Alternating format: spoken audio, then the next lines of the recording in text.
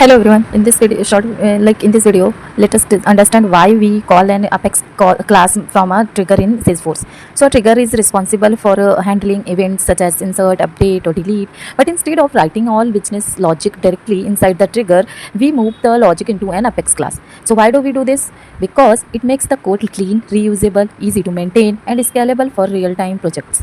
This approach is called separation of concerns, which means the trigger handles events and the Apex class handles business logic. So this design pattern is widely used in Salesforce companies and is also a very important interview topics.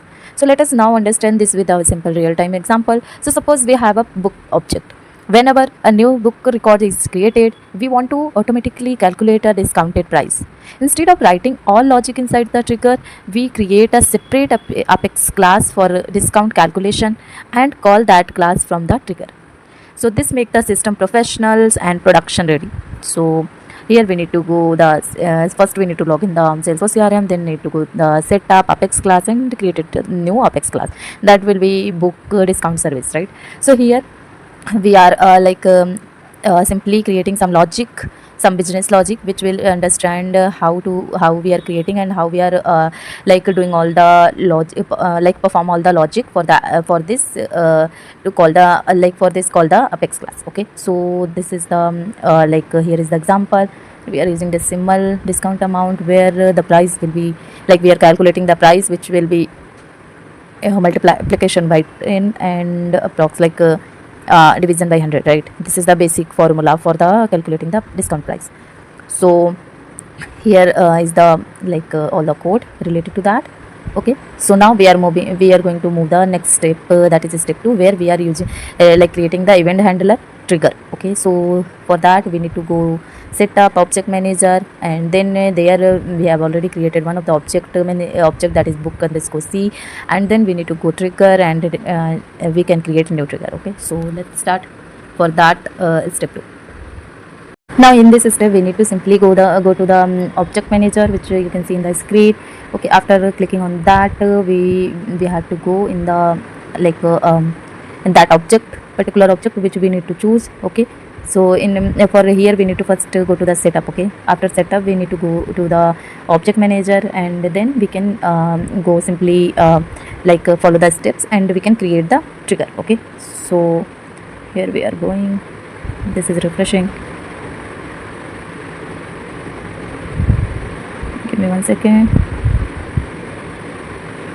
Yeah, now we are going to the refresh, and then we are going to the object manager, and then here we can see the books and object manager, and then we need to go to the books, and after that we need to go to the trigger. Okay, clicking on trigger, and then here we are set up we are doing our trigger code. Okay, which will dynamically control event handler, that particular developer console code which we have already created the class, right?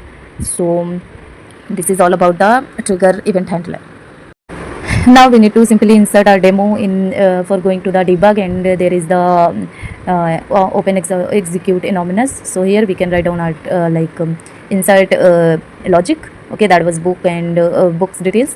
Okay, after that you can show the after that we will execute this, and then you can show the result. Okay, so in this example the trigger handled the insert event and the Apex class handled the discount calculation logic. This is the recommended and professional way of writing Salesforce automation because it keeps the code reusable, clean, and interview ready.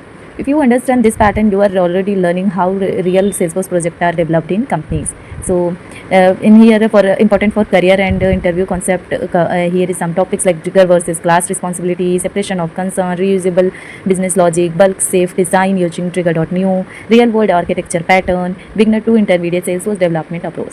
So never write heavy business logic. This is the tip. So always remember, never write the heavy business logic directly inside triggers. Always move logic into Apex classes from for clean and scalable development. So this is all about the trigger. So in here you can see all the inserted books and everything in here. So this is all about the logic, how we can call the Apex class and our logic. So this so this is all about the new one, and next